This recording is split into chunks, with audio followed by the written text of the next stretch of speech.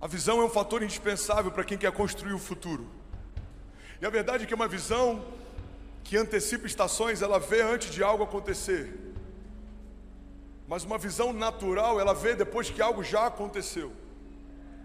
E é isso que diferencia quem faz a história de quem vive a história. Segundo alguns sociólogos, o mundo é dividido em dois blocos, sendo bem simplista.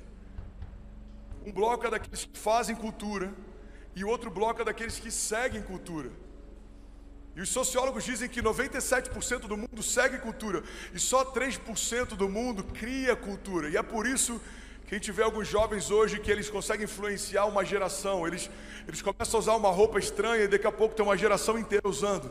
Você deve lembrar do corte de cabelo do Ronaldo Fenômeno naquela Copa, o corte cascão. E todo moleque de 10 anos, 12 anos, 15 anos correu até algum barbeiro e tentou fazer igual. Por quê? Porque é comum a gente ter algumas pessoas que influenciam, o que elas fazem acaba se tornando uma referência, acaba se tornando uma tendência. Você está comigo? Diga amém. Mas a verdade é que Deus chamou a igreja para ocupar fundamentalmente esse lugar. A igreja tem um papel de liderança. A Bíblia diz que nós seremos cabeça e não cauda.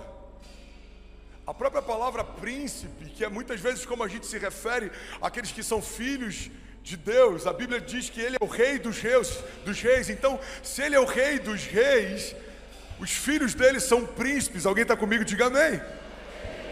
A palavra príncipe no original significa aquele que vai à frente, aquele que vai primeiro. Então, fundamentalmente, a tua jornada de fé precisa ser escrita através de estações em que Deus vai te levar a lugares que ninguém foi, de que Deus vai te mostrar coisas que para ninguém Ele mostrou, de que Deus vai falar com você coisas que ninguém ouviu. Você está comigo? Diga amém. E como que a gente chega lá? Através de uma visão para construir o futuro. Eu quero falar sobre duas coisas fundamentais para a gente viver os milagres que Deus tem para nós. O primeiro pilar que eu quero compartilhar com você é que para a gente carregar essa visão que constrói o futuro, a gente precisa discernir a visão. Fala comigo, eu preciso discernir a visão. Uma visão que não está clara, ela é tão ruim quanto visão nenhuma. Eu lembro uma vez, o Conrado comentou uma briga que ele teve com o Luiz Hermínio, o apóstolo Luiz Hermínio. Eles estavam na Flórida, indo de uma cidade para outra ministrar. E aí o Conrado falava sem parar, e ele falava. E aí o Conrado disse que em algum momento o Luiz Hermínio interrompeu ele e falou para ele: macho, sabe qual é o problema? Você é muito expansivo, mas você está falando sobre coisas que você ainda não discerniu. E o problema é que quando a gente tenta expandir o que a gente não discerniu, a gente acaba expandindo confusão. Ele falou: você está começando a discernir algumas coisas que Deus está te falando, mas elas ainda estão confusas. Então deixa eu te dar um conselho, macho. E eu queria que você meditasse sobre esse conselho, porque pode fazer sentido para a tua jornada de fé. Ele disse: você primeiro precisa discernir, depois você precisa estabelecer, e aí então você vai expandir. É assim com todo negócio, é assim com toda empresa, é assim com todo homem de Deus. Porque se eu começo a expandir antes de discernir, eu posso expandir confusão. Eu preciso discernir qual é a vontade de Deus para mim, qual é o projeto de Deus para mim, qual é a palavra de Deus para mim, qual é o desígnio de Deus para mim. Para que eu fui chamado? Qual é o dom que eu carrego? O que Deus me deu que Ele não deu para mais ninguém? Qual é a linguagem específica que eu tenho? Quais são os sonhos específicos que Deus me deu? Em que lugar eu me torno diferente dos demais? Em que lugar eu sou mais do mesmo? O que Deus me chamou para me tornar? Quando a gente começa a discernir isso, você precisa estabelecer algo, porque visionários não são aqueles que enxergaram algo novo, são aqueles que não pararam só na sua visão. Você precisa ter uma visão, mas você precisa também ter ação. Então depois que você discerne, você precisa estabelecer algo. É isso que separa pessoas que tiveram uma boa ideia de pessoas que mudaram a história. Boas ideias nascem todos os dias, mas o que muda a história é quando alguém sai do campo das ideias e começa a criar novas realidades. Você está comigo? Diga amém. Todo mover, toda revolução, ela começou com uma boa ideia, mas ela teve muita energia impressa para que ela fosse estabelecida como uma realidade. Todo avivamento, toda revolução, toda construção, Ela começou com uma ideia, mas alguém precisou não só discernir, mas estabelecer. E depois que você estabelece, você precisa ir para o próximo passo, que é expandir. Deus não te chamou para viver algo comum, Deus te chamou para viver algo sobrenatural. Porque a partir do momento que eu entendo que tudo que eu vivo em Deus é uma expressão de quem Deus é e do que Deus pode, eu preciso parar de sonhar coisas na minha medida, eu preciso começar a sonhar coisas na medida de Deus, porque o que é difícil qualquer um faz, o que é impossível só Deus faz. E em vários momentos, eu já falei isso, eu quero relembrar, a gente está confundindo o Deus do impossível com o Deus das coisas difíceis. Não, Deus não é o Deus das coisas difíceis. As coisas difíceis, qualquer homem com uma boa estratégia faz. Deus é o Deus do impossível. Ele faz o que ninguém faz. Ele sabe o que ninguém sabe. Ele pode o que ninguém pode. Ele tem o que ninguém tem. Então, a primeira coisa para viver uma visão sobrenatural, preciso discernir a visão. Eu preciso estabelecer a visão. E eu preciso expandir a visão. A visão, irmão, é o que dá acesso aos recursos. A visão é o que dá acesso aos milagres. A visão é o que dá acesso a novas portas. A visão é o que te dá acesso a novas alianças. Sabe, a visão, ela é tão poderosa que ela já carrega dentro de si tudo que você precisa para que ela se torne uma realidade. A visão é como um pack, é um conjunto completo. Deus nunca vai te dar uma visão para algo que Ele não te der ferramentas para chegar lá. O problema é que muitas vezes a gente subjuga a visão como se fosse algo quase que virtual. A visão não é algo virtual, por mais que ela não seja palpável, ela é real. A visão é o que fez com que homens no passado se movessem debaixo de uma palavra de Deus e construíssem a história. Hebreus 11, a galeria dos heróis da fé, nada mais é do que uma galeria de homens que entenderam a visão, se moveram pela visão, confiaram na visão. Noé teve uma visão de uma arca, construiu a arca e a sua família foi poupada. José teve uma visão de um sonho, permaneceu em meio a cativeiros e se tornou governador. Davi teve uma visão de um reino, foi ungido, esperou anos até que assumisse o trono.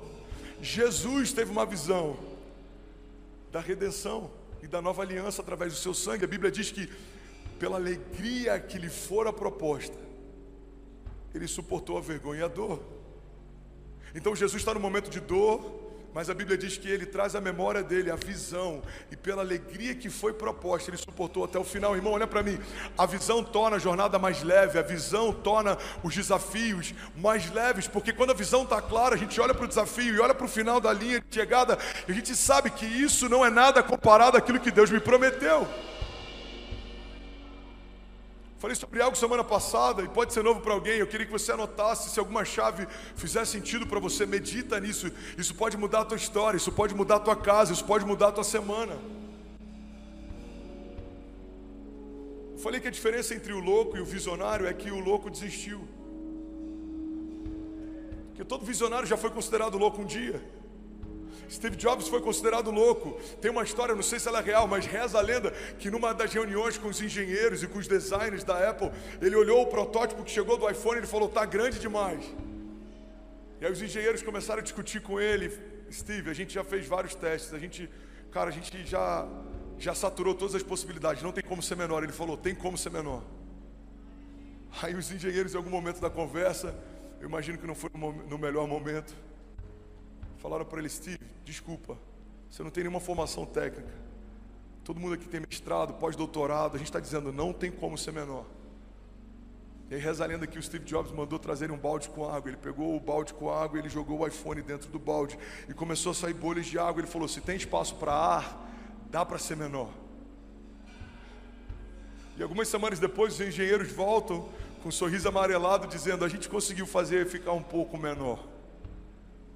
Se ele tivesse parado na primeira barreira, provavelmente algumas coisas que mudaram a tecnologia e a forma como a gente se move hoje não teriam saído do papel. Por quê? Porque a diferença entre um visionário e um louco é que o louco desistiu. Você pega a história de vários homens que mudaram a história. O Walt Disney, o estúdio dele faliu, ele chegou a viver na sarjeta. E reza a lenda que o Mickey Mouse é inspirado no rato que ele viu durante uma sarjeta. Ele estava no meio do nada, falido, quebrado, sem esperança. E um ratinho gerou para ele uma ideia, que gerou para ele um universo, um reinado. O entretenimento nunca mais foi o mesmo depois que ele tirou uma ideia do papel. Por que eu estou falando isso? Porque talvez dentro de você, Deus possa ter depositado coisas que vão mudar algo ao teu redor. Mas essa visão primeiro precisa ser discernida, porque uma visão enquanto é bruta, é só uma visão. Uma visão quando não tem clareza, ela é só uma visão. Mas uma visão quando está clara, irmão, você vê alguém que entendeu o que Deus chamou para ser, tudo pode se levantar, mas ninguém consegue parar alguém que entendeu para que nasceu. É por isso que todo revolucionário é resiliente. Ele sabe que aquilo que ele está enfrentando não é nada comparado com o final da história. Alguém está recebendo isso? Diga amém. O Evangelho fala sobre resiliência, o Evangelho fala sobre coragem, o Evangelho fala sobre homens que receberam uma visão dos céus e se moveram debaixo dela. O Evangelho fala sobre ousadia. O Evangelho fala sobre antecipação, o Evangelho fala sobre liderança, o Evangelho fala sobre assumirmos um papel de protagonistas. O problema é que nos dias de hoje a gente vê mais empreendedores falando sobre princípios do Evangelho do que pastores falando sobre eles. E é por isso que muitas vezes a gente está tão encantado com esse empreendedorismo de palco e tantas vezes a gente está esvaziando o poder sobrenatural do Evangelho de mudar a história. Se você pegar a maior parte dos princípios que são ensinados na maior parte dos cursos, todos eles têm uma raiz que você vai encontrar na Bíblia. A Bíblia fala o tempo inteiro sobre princípios que moveram a história. Então, se você quer viver algo sobrenatural, se você quer viver o que ninguém viveu, se você quer que Deus te leve a lugares que você ainda não foi, você precisa, em primeiro lugar, declare isso comigo, diga: eu preciso discernir a visão. E aí, tudo bem? Você acabou agora de assistir um vídeo. Se você ainda não está inscrito, já se inscreve também no nosso canal, ativa esse sininho aqui embaixo de notificação e toda vez que eu fizer uma live ou estiver transmitindo uma mensagem ao vivo, você vai ser um dos primeiros a saber. Mas eu deixei mais 2 indicações aqui que eu espero que façam muito sentido para você. Então já aproveita e clica para assistir a próxima mensagem, beleza? Seja bem-vindo ao time de incendiários e eu espero de verdade que essas mensagens mudem a sua vida como elas têm mudado a minha também. Até a próxima. Valeu!